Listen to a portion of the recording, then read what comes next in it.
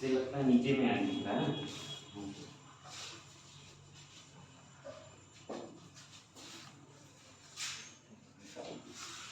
हम लोग कल पढ़ रहे थे विधेयक के बारे में, ठीक है। हम लोग विधेयक के बारे में पढ़ रहे थे। विधेयक में हम लोग क्या क्या पढ़ लिए थे? साधारण विधेयक लिखवा दिए थे जी। धन विधेयक लिखवाए नहीं थे, पढ़ा दिए थे, बता दिए थे। धन विधेयक का चर्चा कौन सा अनुच्छेद में मिलता है? अनुच्छेद नहीं बताए थे। अच्छा, धन विधेयक कौन सिद्ध करता है? लोकसभा करता है कि लोकसभा अध्यक्ष करता है? लोकसभा अध्यक्ष। धन विधेयक को कहाँ लाया जाता है? लोकसभा में जी। अच्छा, और धन विधेयक पर राज्यसभा को कितना समय दिया जाता है? 14 दिन। इसे राष्ट्रपति की पूर्व अनुमति से लाया जाता है कि इसको राष्ट्रपति की राष्ट्रपति इसको पुनर्विचार के लिए भेज सकते हैं? नहीं। इस पर संयुक्त अधिवेशन होगा? नहीं। मतलब राज्यसभा इसको स्वीकार या अस्वीकार नहीं कर सकती है? नहीं। इसका कोई पावर, राज्यसभा का बहुत कम पावर है। तो चलिए अब थोड़ा, अब दो बातें और हैं, दो और आर्टिकल है, आप इसको ध्यान में रखिएगा। धन विधेयक से रिलेटेड दो आर्टिकल धन विधेयक से रिलेटेड। एक में कहता है धन विधेयक से रिलेटेड जो है विशेष प्रावधान। क्या है? विशेष प्रावधान। तो आप लोग को जो भी हम बता रहे थे ना, विशेष प्रावधान, जैसे इसका लोकसभा अध्यक्ष ही इसको अथी करेगा, या फिर इसे राज्यसभा के 14 दिन के लिए भेजा जाएगा, राज्यसभा को दिया जाएगा समय। ये सब जितनी बातें हैं, इसको स्टार्ट कहाँ किया जाएगा? लोकसभा में स्टार्ट। तो ये सब जितने प्रावधान हैं ये कहाँ हमको देखने को मिलते हैं? आर्टिकल, है ना। ये जो आपको मिलेगा आर्टिकल 109 में मिलेगा। कितना में मिलेगा? है ना, आर्टिकल 109, ठीक। और धन विधेयक की परिभाषा, धन विधेयक की परिभाषा आपको मिलेगा जस्ट इसके बाद वाला कौन सा आर्टिकल आएगा? 110, है ना। तो आर्टिकल 110 और 109 ये दोनों आपको धन विधेयक से रिलेटेड है। पहला कहता है विशेष प्रावधान और अगला क्या कहता है? परिभाषा, ठीक है। विशेष प्रावधान 109 और परिभाषा 110, है ना। विशेष प्रावधान आएगा 109 में और जो ये परिभाषा 110 में आएगा। परिभाषा में आपको हम बताए थे, कुछ आपको बताए थे कि कौन कौन सा आता है इसके अंतर्गत। जैसे सरकार जो उधार लेती है वो सभी क्या चला जाएगा? धन विधेयक में चला जाएगा। जितने टैक्स लगाए जाते हैं, हटाए जाते हैं, या फिर उसमें वृद्धि किया जाता है, कमी किया जाता है, ये सभी प्रावधान किसमें चले जाएंगे? धन विधेयक को परिभाषित करेगा कि धन विधेयक है, ठीक है। ये सब हम बताए थे आपको। आकस्मिक निधि और संचित निधि से जब धन निकाला जाएगा या धन को उसमें डाला जाएगा, उससे रिलेटेड जो भी होंगे बात, वो क्या होगा? धन विधेयक से रिलेटेड होगा। ये सब हम आपको बता चुके थे, ठीक है। तो यही डेफिनेशन कहाँ मिलता है हमको? 110 में, ठीक है। अब इसको लिख लेते हैं, ठीक है। तो हेडिंग दे दो धन विधेयक, दे दी हो। अब धन विधेयक को इस तरह से थोड़ा करके लिखो, ठीक है ना। ये धन विधेयक दो पार्ट में बांट लो, इसका विशेष प्रावधान और इसका परिभाषा। विशेष प्रावधान आपको कहाँ मिलता है? आर्टिकल 109 में, और परिभाषा मिलता है 110।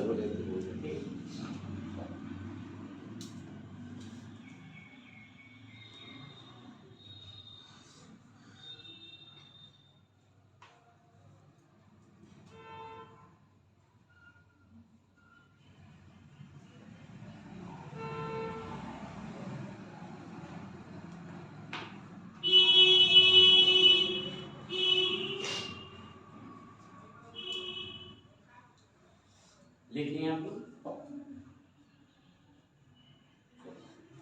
अब देखा हूँ भाई, बड़ा समय लगाते हैं।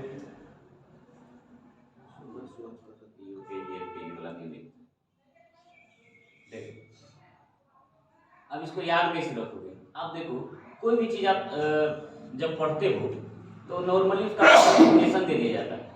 क्या दे दिया जाता है? डेफिनेशन दिया जाता है कि नहीं दिया जाता है? तो डेफिनेशन में, लेकिन यहाँ उल्टा थोड़ा है, ठीक है। यहाँ पहले डेफिनेशन नहीं देके बाद में डेफिनेशन दिया गया, ठीक है।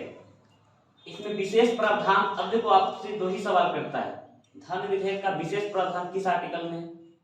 तो 109, उसमें ऑप्शन रहेगा 4, उसमें 109 रहेगा, ठीक है। परिभाषा 110, तो दोनों ऑप्शन रहेगा आपके पास, 109 और 110। वहाँ कंफ्यूजन क्या होता है ना, दिमाग इतना प्रेशर में रहता है कि 109 110 को समझ ही नहीं आता, अच्छा दोनों में तो है, किसमें परिभाषा किसमें प्रावधान।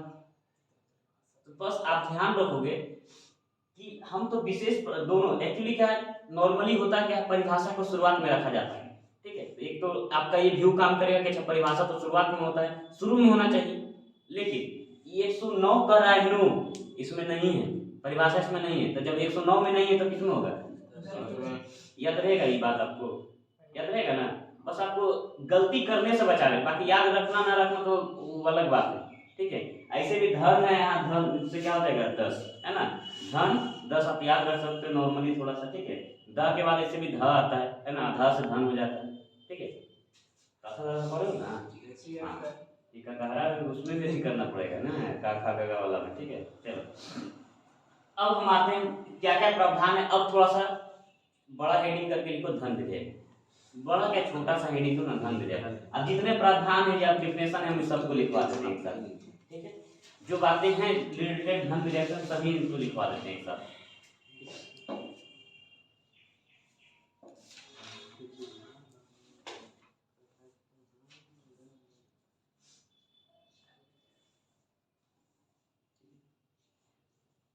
साधारण विधेयक में हम सब लिखवा दिए थे क्या,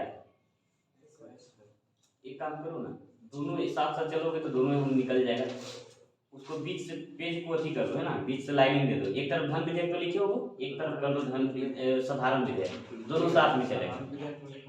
क्या लिखा है ना, तो थोड़ा अंतर भी दोनों में देखते चलोगे तो ज्यादा क्लियर होगा, ठीक है। धन विधेयक और ये साधारण विधेयक, इस तरह से पेज कर लो ना, बस इस एक तरफ धन विधेयक लिख लो, ठीक है, इधर लिख लो साधारण विधेयक, ठीक है, साधारण और धन विधेयक दोनों में क्लियरिटी हो जाएगा, ठीक है। अब आप ही लोग जवाब दीजिएगा क्योंकि हम दोनों आप लोग के सामने रख रहे हैं, ठीक है, आप ही लोग जवाब दीजिएगा इसका, बताइए। धन विधेयक को हम कहाँ शुरुआत करते हैं, धन विधेयक की शुरुआत कहाँ से होती है, लोकसभा से। तो लिखो इस धन विधेयक की शुरुआत लोकसभा से होती है,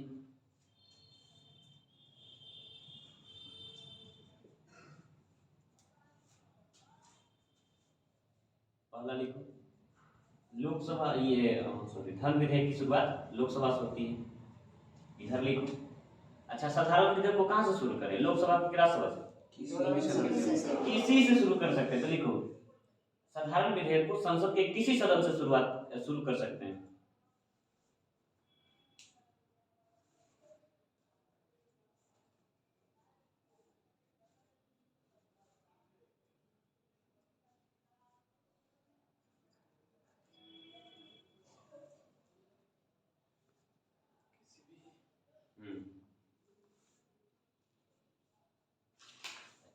हमको ये बताओ धन विधेयक को कौन लाएगा, मंत्री या फिर सरकारी ये गैर सरकारी सदस्य,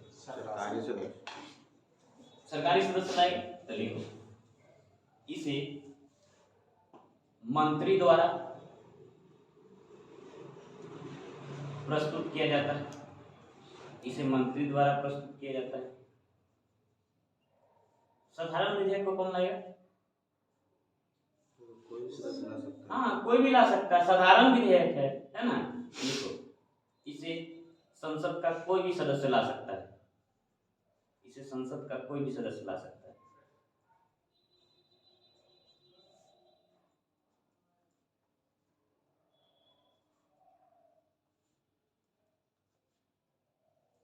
अब आपसे एक सवाल पूछते हैं, फिर से हम सब क्या करेंगे, सब सवाल आपसे पूछते रहेंगे और आप लोग अपना जवाब दीजिएगा क्योंकि सब बताया हुआ है आपको, ठीक है। आप बताइएगा जब कोई विधेयक मंत्री लाता है और यदि वो पास नहीं हो तो क्या होता है, सरकार गिर जाती है, तो क्या सरकार गिरेगी या नहीं गिरेगी, धन विधेयक के पास नहीं गिर जाएगी, तो लिखो इसके पास ना होने पर, इसके पास ना होने पर सरकार गिर जाएगी, यह संभावना होती है यदि उसने बहुमत नहीं सिद्ध कर पाया, ठीक है। मौका तो मिलेगा ही कि तुरंत खाली गिरा दोगे सरकार, मौका दोगे ना विश्वास सिद्ध करने का, विश्वास जो मत है उसको सिद्ध करने का दोगे ना कि हाँ भैया आप आप अपना सिद्ध कर लीजिए, लग रहा है आप अल्पमत में हैं। गिर जाएगी या गिर जाने की संभावना होती है, ठीक है। अब के बाद इधर क्या लिखोगे, इसको पास होने और फेल होने से क्या फर्क पड़ेगा, देखो इसके पास या फेल होने पर कोई फर्क नहीं पड़ता, सरकार पे कोई फर्क नहीं पड़ता।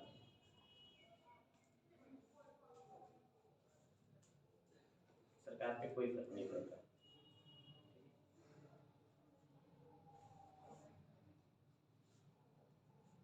चलो आगे देखो।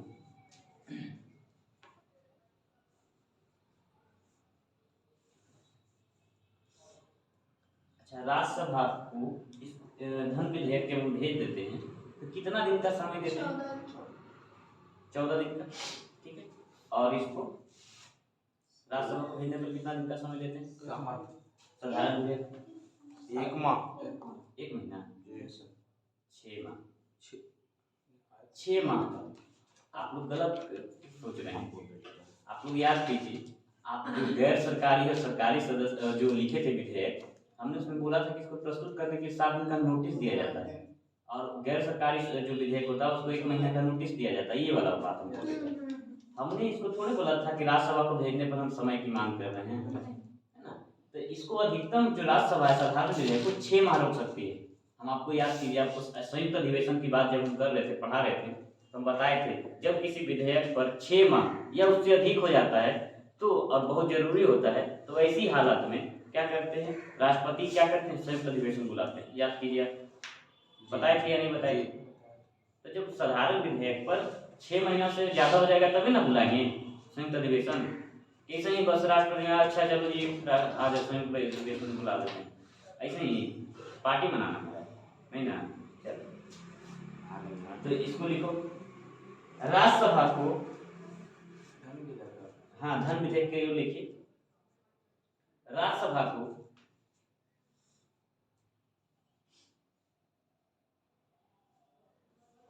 इस विधेयक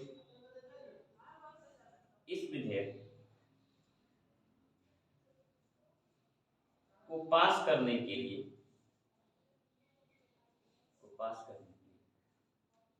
राज्यसभा को इस विधेयक को पास करने के लिए 14 दिन का समय दिया जाता है।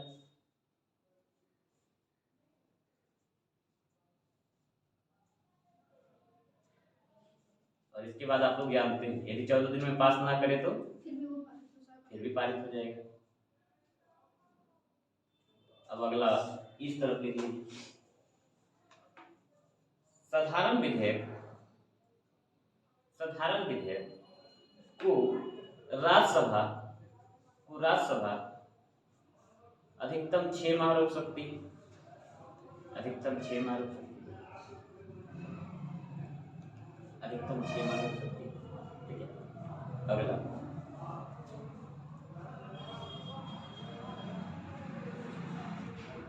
संयुक्त अधिवेशन वाला लिख लिए हैं, नहीं लिखे हैं ना, लिखिए। अच्छा, लोकसभा में ये लोकसभा बोल रहे हैं, धन विधेयक के लिए हम संयुक्त अधिवेशन बुला सकते हैं, नहीं। तो लिखिए, धन विधेयक को पारित करने हेतु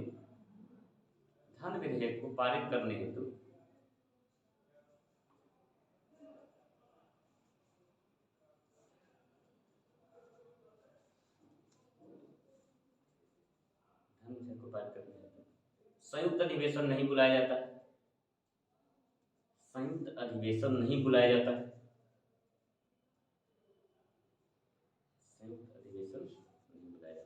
ठीक है। अगला इस तरफ लिख लीजिए, 6 माह से ज्यादा अवधि होने पर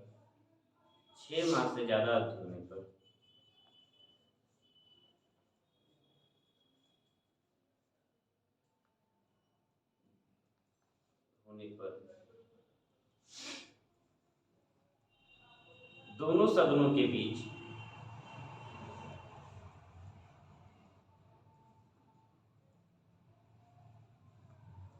मतभेद की स्थिति में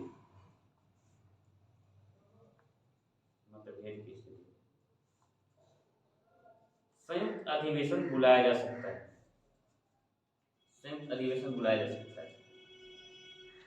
तो मतलब सब पर बुला लेंगे, नहीं ना? हाँ, कुछ पर जिस पर लग रहा है कि नहीं इम्पोर्टेंट है तो बुला लेंगे।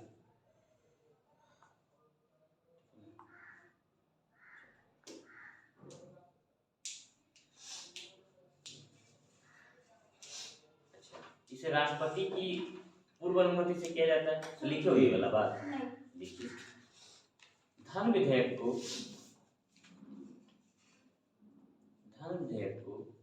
राष्ट्रपति के पूर्व सहमति से पेश किया जाता है। धन विधेयक को राष्ट्रपति के पूर्व सहमति या अनुमति से, पूर्व सहमति से पेश किया जाता है।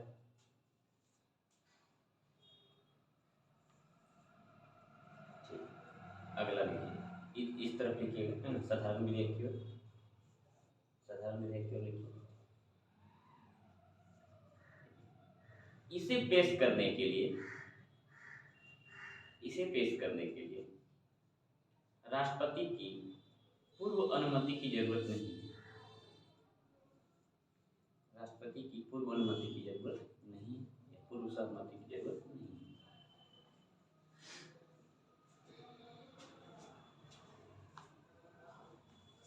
पूर्व अनुमति की सहमत क्या नहीं है? जरूरत नहीं है, आवश्यकता नहीं है। अगला,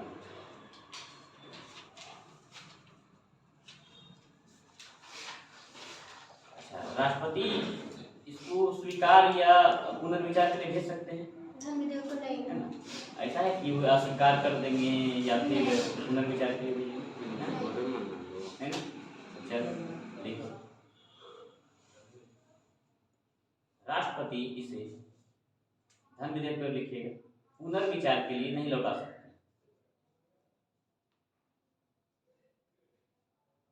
पुनर्विचार के लिए नहीं लौटा सकते, किंतु पुनर्विचार के लिए, हाँ, पुनर्विचार के लिए नहीं भेज सकते,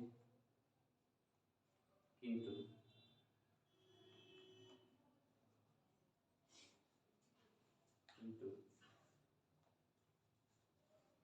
अपने पास रोक कर रख सकते हैं, अपने पास रोक कर रख सकते हैं। याद करो पॉकेट वीटो, वीटो बताए थे ना, रोक कर रख सकते हैं।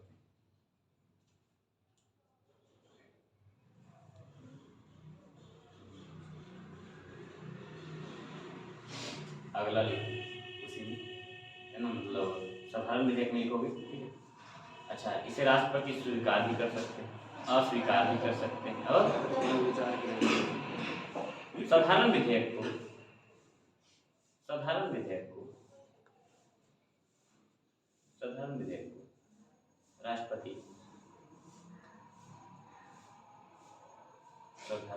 राष्ट्रपति स्वीकार, कॉमा देना, अस्वीकार, साधारण विधेयक को राष्ट्रपति स्वीकार, अस्वीकार और पुनर्विचार हेतु भेज सकते हैं।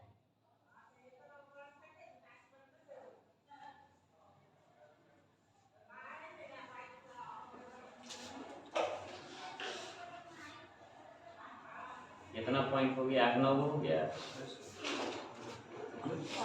7 हुआ है। एक आधे को और तुम लोग अपने से नहीं सोच सकते हो, क्या हो सकता है? आर्टिकल लिख देते हैं, आर्टिकल लिख दोगे, ठीक है, लिख दो। जैसे साधारण वाला का बहुत ज़्यादा नहीं मिलेगा, वो आपको संयुक्त रूप से मिलता है, लेकिन फिर भी 107 में इसका जिक्र है, लिख लो। साधारण विधेयक, ये धन विधेयक वाला लिख लो, धन विधेयक का जिक्र,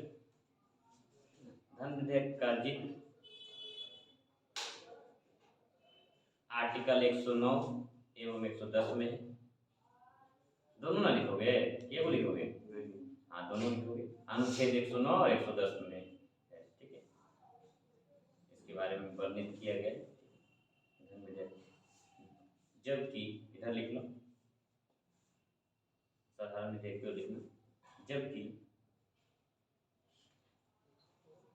साधारण विधेयक का उल्लेख अनुच्छेद 107 में मिलता है, अनुच्छेद 107 में मिलता है।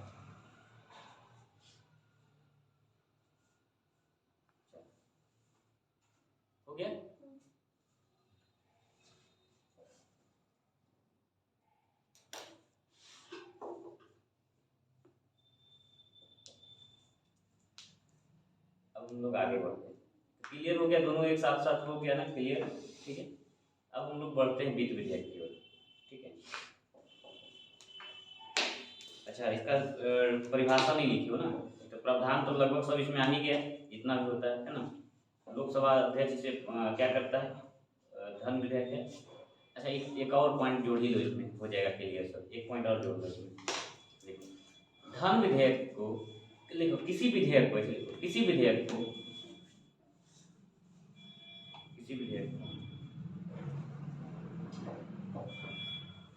धन विधेयक प्रमाणित करने का अधिकार, धन विधेयक प्रमाणित करने का अधिकार, किसी विधेयक को धन विधेयक प्रमाणित करने का अधिकार लोकसभा अध्यक्ष के पास होता है।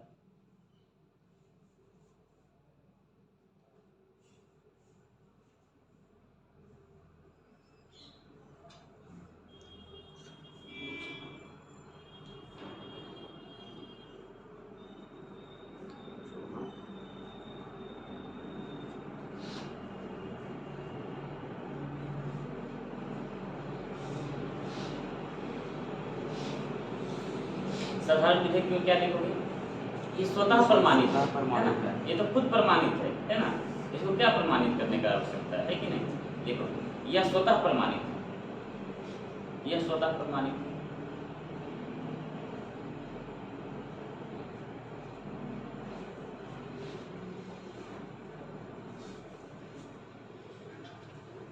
हो गया ना, थोड़ा बहुत एक और छोड़ देना, यदि कभी लगा और विशेष गहराई में जाएगा मोती लाने के लिए तो इसको लिख लेना, नोट कर लेना। अब हेडिंग डालो, नहीं हेडिंग पहले मत डालो, धन विधेयक का पहले परिभाषा देके डाल दो। धन विधेयक की परिभाषा, धन विधेयक की परिभाषा या धन विधेयक में क्या क्या आएंगे इसको लिख लो थोड़ा। ऐसे तो ये सवाल बहुत कम पूछता है, लेकिन एक बार शायद यूपी पीसीएस में एक बार सवाल पूछा हुआ था, तो हम उसको वित्त विधेयक से रिलेटेड था, तो हम उसको थोड़ा जिक्र कर देते।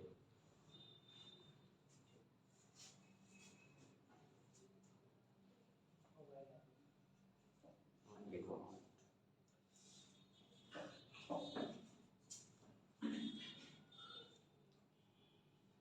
पॉइंट बाई पॉइंट करके लिखो तो याद रहेगा, ठीक है। एक नंबर में लिखो, एक नंबर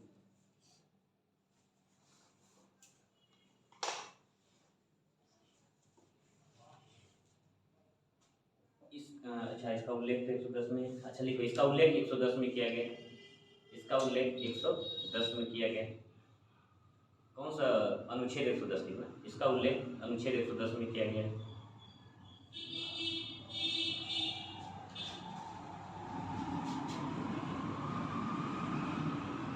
इसके अंतर्गत क्या रहेगी, टैक्स, है ना।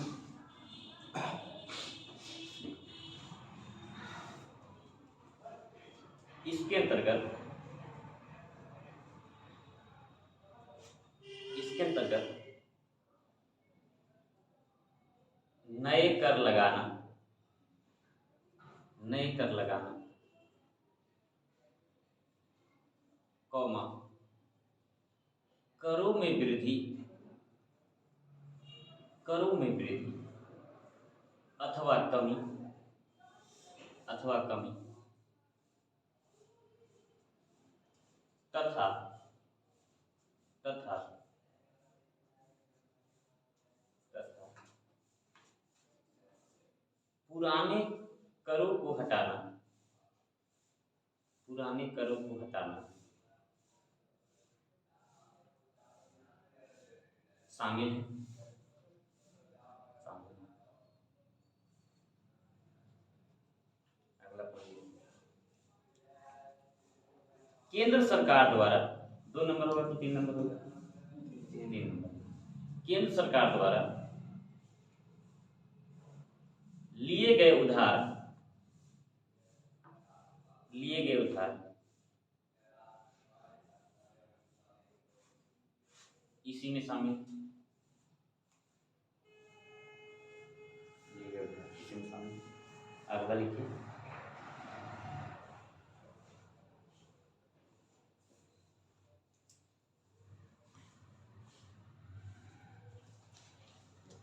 संचित निधि, संचित निधि एवं आकस्मिक निधि, निधि का मतलब अकाउंट, ठीक है, संचित निधि और आकस्मिक निधि में धन जमा करना, में धन जमा करना और इससे धन का निष्कासन या धन का निकालन, धन का निष्कासन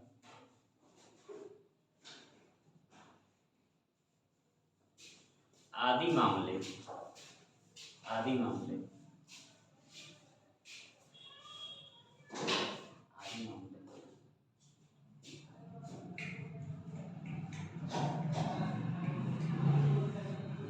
इसी में शामिल है, आदि मामले इसी में शामिल है।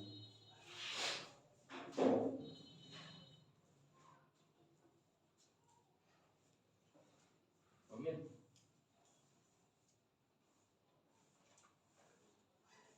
अब नोट करके लिखो, नोट करके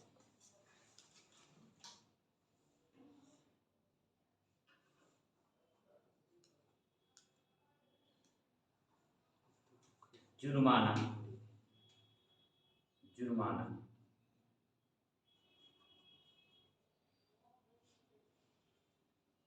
या अन्य राजस्व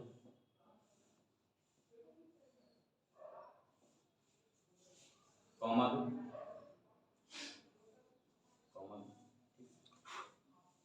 अनुज्ञप्ति, अनुज्ञप्ति नहीं जानते? अनुज्ञप्ति, अनुज्ञप्ति, अनुज्ञप्ति पोस्ट में लिखो लाइसेंस, लाइसेंस,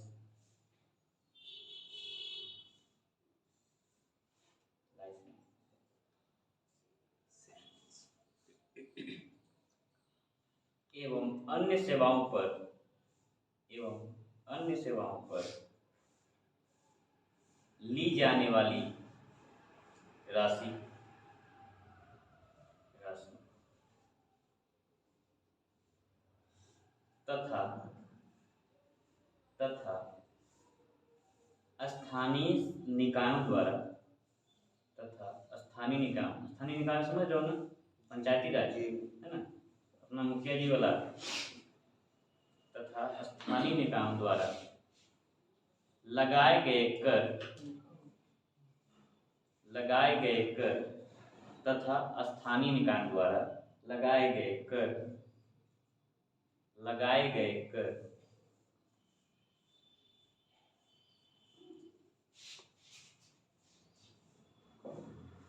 आर्टिकल 110 के अंतर्गत नहीं आते हैं, अनुच्छेद 110 के अंतर्गत नहीं आते हैं, अनुच्छेद 110 के अंतर्गत नहीं आते, अर्थात ये धन विधेयक नहीं होते। समझ में आ गया आप लोग को क्या कहना चाह रहे हैं? ठीक है, चलिए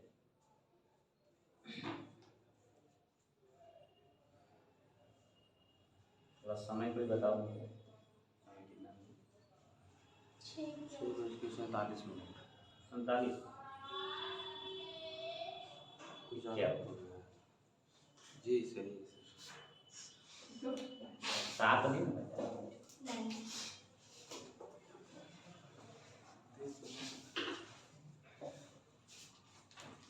तो बात आप लोगों को समझ में आ गया। धन विधेयक, धन विधेयक से अब सवाल तो छूटना नहीं चाहिए, जहाँ तक है ना, नहीं छूटेगा सवाल। ठीक है, अब आ जाओ आप वित्त विधेयक पर आ जाओ। ठीक है, वित्त विधेयक विशेष प्रावधान में बाबू वही हुआ जो हम आपको अभी तक अंदर जो बता रहे थे ना, इसको प्रमाणित कौन करता है, लोकसभा का है, इसको कहाँ लाते हैं, है ना, ये सभी बातें ही विशेष प्रावधान है इससे रिलेटेड, है ना। परिभाषा में किसको किसको बोलेंगे, ठीक है, किसको नहीं बोलेंगे, या यहाँ पर क्या है विशेष प्रावधान में कहाँ लाएंगे, कौन लाएगा, है ना, ये क्या हो जाएगा बात, है ना, सरकार पर क्या असर पड़ेगा, ये सभी बातें क्या हो जाएंगी विशेष प्रावधान के अंतर्गत में आएंगी। ठीक है, तो अब हेडिंग दे दीजिए क्या, धन विधेयक, ये लिख लीजिए।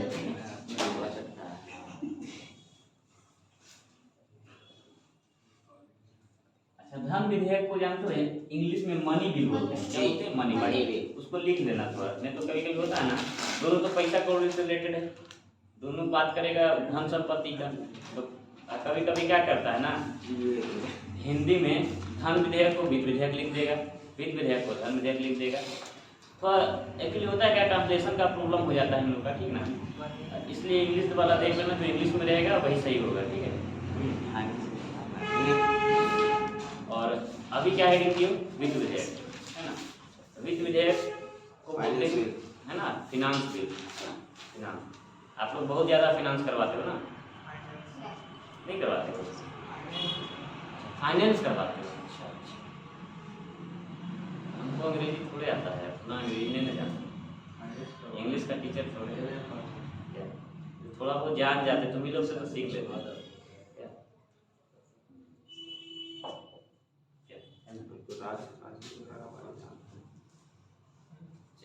अब देखो वित्त विधेयक दो तरह के होते हैं, ठीक है।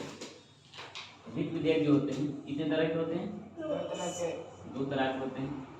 एक को बोलते हैं वित्त विधेयक 1 है ना, ऐसे नॉर्मली 1 और 2, ठीक है, दो तरह के होते हैं, ठीक है। एक होते हैं वित्त विधेयक 1 और एक होता है वित्त विधेयक 2, ठीक है। दो श्रेणी में इसको रखा गया। सबसे पहला चीज, इसका उल्लेख आर्टिकल 117 का 1 में, ठीक है, आर्टिकल 117 का 1, और इसका जो उल्लेख है आर्टिकल 117 का 3 में। कितना में? 3 में, ठीक है। आर्टिकल 117 का 1 में और 103 में, ठीक है। बाकी करना 2 में कौन चीज, तो 2 में क्या है छोड़ो, ठीक है, बाकी यहाँ पर ध्यान दो, ठीक ना। 117 तो नॉर्मली यदि आपसे पूछे कि वित्त विधेयक का उल्लेख कहाँ है, 117 में। किसमें? अनुच्छेद 117 में। धन विधेयक का उल्लेख कहाँ है? 110 परिभाषा। हाँ, हम यही सुनना चाह रहे थे, हम बस बोले उल्लेख कहाँ है, 109 और 10 दोनों में होगा, ठीक है। लेकिन धन विधेयक की परिभाषा कहाँ मिलती है? 110 में। धन विधेयक का विशेष प्रावधान कहाँ मिलता है? 109, ठीक है, 108 में संयुक्त निवेशन। हाँ, अब देखो कहोगे सर जब दोनों बात वही है तो फिर अलग अलग काहे आप कर रहे हैं, इस तरह का बात कर रहे हैं, ठीक है। तो देखो दोनों में थोड़ा सा अंतर होता है, इस अंतर को समझते हैं, ठीक है। हम इस तरफ से समझ लेते हैं इस अंतर को, ठीक है। एक तरफ हो गया 1 वाला और एक तरफ हो गया 2 वाला। जिस तरह से धन विधेयक नॉर्मली होता है क्या, पहले इस चीज को जितना धन विधेयक है ना, जितना धन विधेयक वाली बात है, जितने भी बात आते हैं धन विधेयक वाली, तो सभी की सभी बातें आपको ये वित्त विधेयक 1 में मिलेगा, वित्त विधेयक 1 में मिलेगा। जितना धन विधेयक वाला है वो सब धन विधेयक में मिल रहा है। इसलिए आपको एक कल बताया कि एक लाइन बोले थे, आपको याद कीजिएगा स्टेटमेंट, सभी धन विधेयक क्या होते हैं, वित्त विधेयक होते हैं, लेकिन सभी वित्त विधेयक धन विधेयक क्योंकि वाला तो छूटिए ना जाता है ना, इसका तो बातें अलग है। जितने धन विधेयक वित्त विधेयक हैं, यानी ये वित्त विधेयक 1 में आता है, उसमें आता है 1 में। अब ये कहाँ स्टार्ट होता है? लोकसभा से। कहाँ से स्टार्ट होगा? लोकसभा से। लेकिन इसको कहीं से भी शुरुआत किया जा सकता है, या तो लोकसभा से या तो राज्यसभा से। लोकसभा या राज्यसभा से कहीं से शुरुआत कर सकते हैं। इसे लाने के लिए राष्ट्रपति की क्या चाहिए? पूर्व अनुमति चाहिए। लेकिन इसको लाने के लिए कोई अनुमति का जरूरत नहीं, अनुमति नहीं चाहिए। अनुमति चाहिए कि नहीं चाहिए? ठीक है। इसके बाद अब जैसे साधारण विधेयक होता है ठीक वैसे ही वो काम करता है, ठीक है। जैसे साधारण विधेयक होता है वैसे ही वो काम करता है।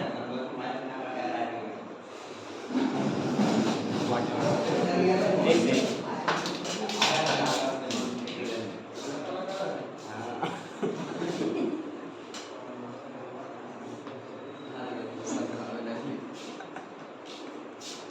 समझा क्या है, आराम से कुछ हल्ला भी कर दीजिए। हल्ला नहीं करो, शांत रहो, उधर बगल में पढ़ा रहे हैं।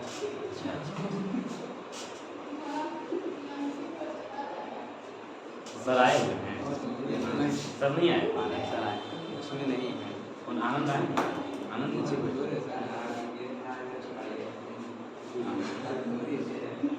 चलिए अब देखिए ये बात तो हो गया दोनों में अंतर करने वाला। अब लगभग बात जो होता है इसमें समान ही होगा, ठीक है, लगभग जितने बातें होंगी अब समान होगा क्योंकि वित्त विधेयक है ना। तो ये दोनों बात इसको अलग करता है।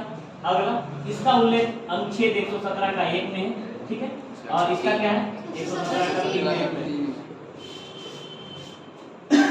ऐसे लिख सकते रोमन में हमने लिख दिया है। इसके बाद अगला जो है जैसे साधारण विधेयक होता है वैसे भी ये विधेयक, ये नॉर्मली दोनों क्या करता है, अब दोनों में समानता क्या है, ये भी साधारण विधेयक जैसा काम करेगा, ये भी साधारण विधेयक जैसा काम करेगा। इसके लिए हम संयुक्त अधिवेशन बुला सकते हैं और इसके लिए भी संयुक्त अधिवेशन बुला सकते हैं। राज्यसभा इसको स्वीकार कर सकती है, अस्वीकार कर सकती है, इसको भी राज्यसभा स्वीकार कर सकती है, इसको मन होगा अस्वीकार करेगी, स्वीकार करेगी, मतलब राज्यसभा को दोनों पावर दिया गया है दोनों, ठीक है। अब बताओ राष्ट्रपति इसको पुनर्विचार के लिए भेजेगा कि नहीं भेजेगा? दोनों को भेजेगा, इसको भी भेजेगा और इसको भी भेजेगा। हाँ पूर्व अनुमति से आया है जरूर, हाँ इस हम समझ रहे थे कि इससे होगा रिलेटेड, लेकिन यही तो थोड़ा सा अंतर हो जाता है इसमें, ठीक है। ये राष्ट्रपति जरूर इस राष्ट्रपति की पूर्व अनुमति से आया लेकिन इसको फिर भी पुनर्विचार के लिए भेज सकते हैं, ठीक है, समझा ना। ये राष्ट्रपति की सहमति से आता है और ये राष्ट्रपति की सहमति की आवश्यकता इसमें नहीं होती है, ठीक है। बाकी ये जो है अंतर आपको हम दिखा दिए, समझ लो ना इस बात को, ठीक है। अब इसको आप नोट करो, ठीक है, कहीं दिक्कत है तो बोलो, अभी और भी कंफ्यूजन बच रहा है ना, ठीक है। बहुत एक्चुअली क्या ना ऐसा टॉपिक हम पढ़ा रहे हैं ना इसमें बच्चों को बहुत ज्यादा कंफ्यूजन होता है और टीचर यहीं भागता है, ठीक है, यहीं से भागना शुरू करता है, बस इतना डीप में जाता ही नहीं, छोड़ो ना कि करना है पढ़ना है, ये समझ में नहीं करता, नॉर्मल एग्जाम में नहीं आता है, मानते हैं बात को एग्जाम में नहीं आता है, लेकिन क्या एग्जाम में यदि नहीं आए तो उसको छोड़ के भाग जाए, है ना। बहुत कम सवाल इससे रहता है, अधिकतर सवाल जितना हम आपको बताएं पहले बता चुके हैं उससे रहता है, ठीक है। अब इसको पहले नोट करो, इसको वित्त विधेयक लिखो ना, थोड़ा सा इसको इस तरह से करो, ठीक है। वित्त विधेयक दो प्रकार के होते हैं, वित्त विधेयक दो प्रकार के होते हैं,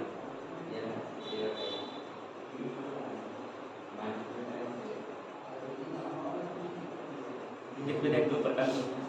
पहला लिखो वित्त विधेयक टाइप 1 और दूसरा लिखो वित्त विधेयक टाइप 2।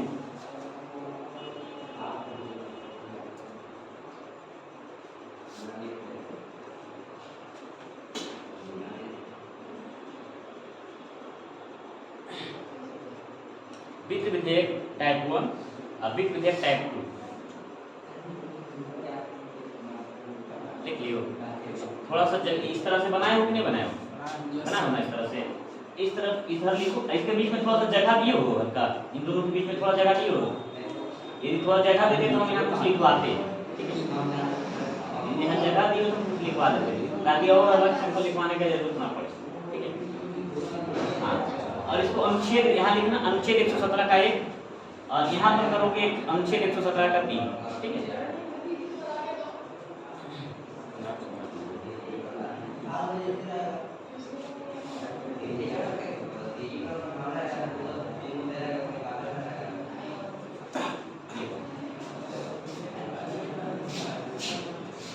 यहाँ लिखो धन विधेयक, हाँ लिखिए ना, हम धन विधेयक की बात कर रहे हैं, तो जो पता है ना कि टाइप 1 में लिखना, टाइप 1 में लिखे, टाइप 1 में लिखो धन विधेयक के सभी मामले, धन विधेयक के सभी मामले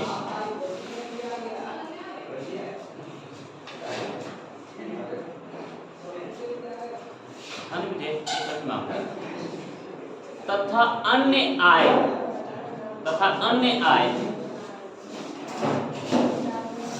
वित्त विधेयक 1 में आते हैं, वित्त विधेयक 1 में आते हैं या टाइप 1 में आते हैं।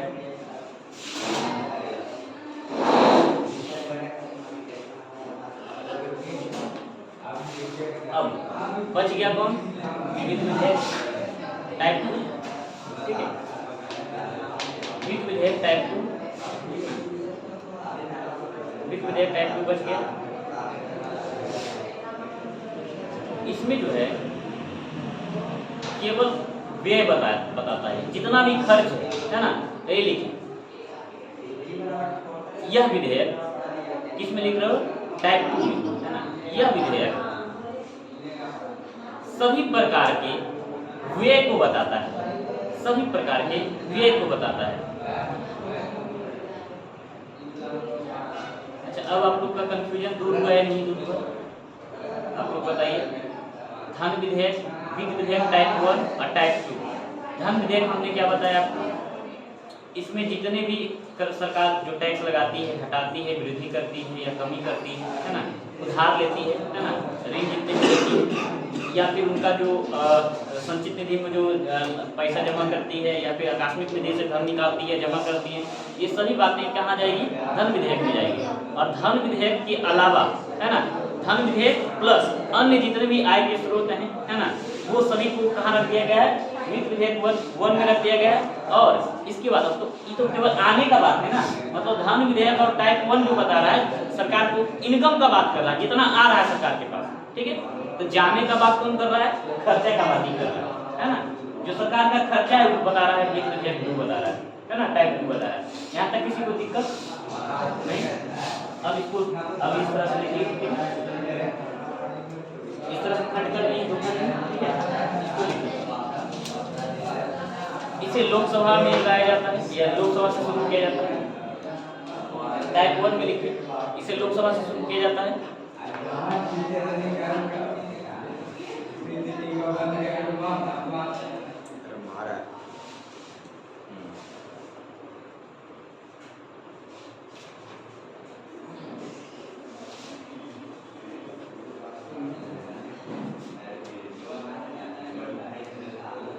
इसे लोकसभा से शुरू किया जाता है ना। टाइप 1 में लिखो, दूसरा लिखो, इस मतलब इस तरफ लिखो, वित्त विधेयक 2 में लिखो। इसे संसद के किसी सदन से शुरू किया जा सकता है, इसे संसद के किसी सदन से शुरू किया जा सकता है।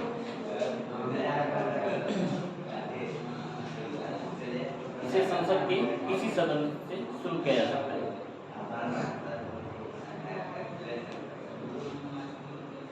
इसे संसद के किसी सदन से शुरू किया जा सकता है।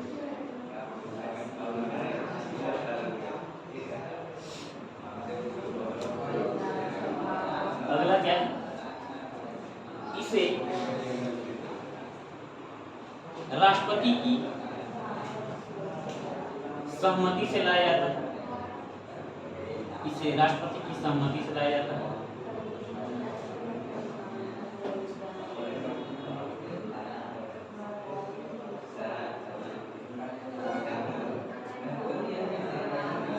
इसे लाने के लिए राष्ट्रपति की सहमति की आवश्यकता नहीं होती। इसे लाने के लिए राष्ट्रपति की सहमति की आवश्यकता नहीं होती।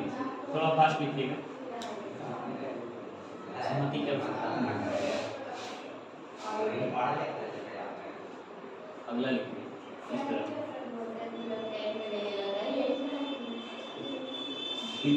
टाइप 1 लिखिएगा। इसका उल्लेख अनुच्छेद 117 के 1 में है। इसका उल्लेख अनुच्छेद 117 के 1 में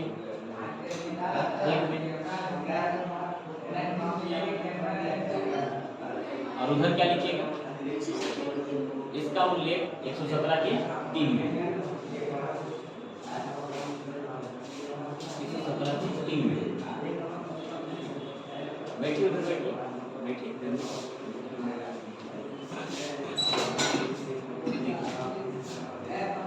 यह साधारण विधेयक की तरह व्यवहार करता है।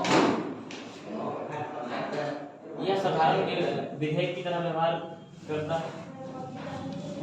और यह भी है ना, उधर भी लिखा ना, यह भी साधारण विधेयक की तरह व्यवहार करता है।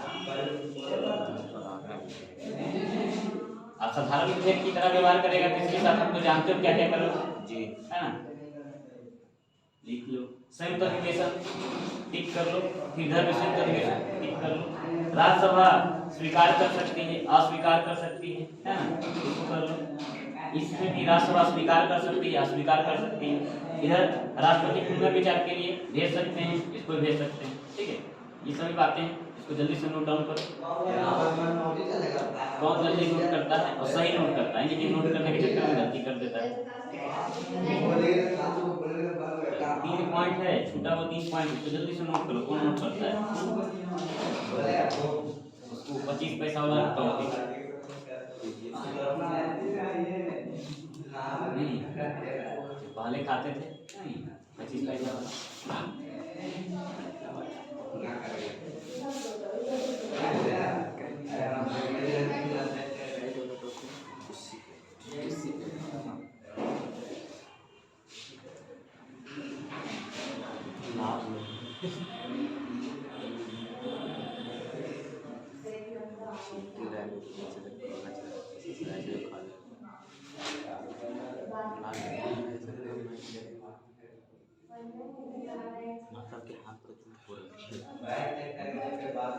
हो गया जी। अभी कितना अच्छा सुबह सुबह का समय होता है, नहीं सोने वाला समय रहता है क्या? नहीं मजा आता है, नहीं आता है। इंस्टा वगैरह है दीजिए चलेगा। इसी यही ना है, अभी देखो सुबह सुबह उठते हो ना तो आप 2-3 घंटा आगे हो जाते हो सबसे। यदि सुबह में आप उठते हो तो 2-3 घंटा आप आगे हो जाते हो। नॉर्मली सब 11 बजे, नॉर्मली 12 बजे सोता है। नॉर्मली आप बता रहे हैं 11-12, चाहे वो 8 बजे उठे 12 बजे उठे, उठने का उसका टाइम कुछ हो, लेकिन सोने का नॉर्मली 11-12 बजे सोता है। कुछ लोग होते हैं जो 2-3 बजे सोते हैं, उनका ये पुनर्विचार, ये राष्ट्रपति से पुनर्विचार किया जा सकता है, ऐसे भी दे सकता है। तो आज के लिए हम इतना ही इसको रखते हैं, ठीक है, और मिलते हैं हम सामने हिस्ट्री वाले में, ठीक है। तो आज के लिए इतना ही, धन्यवाद।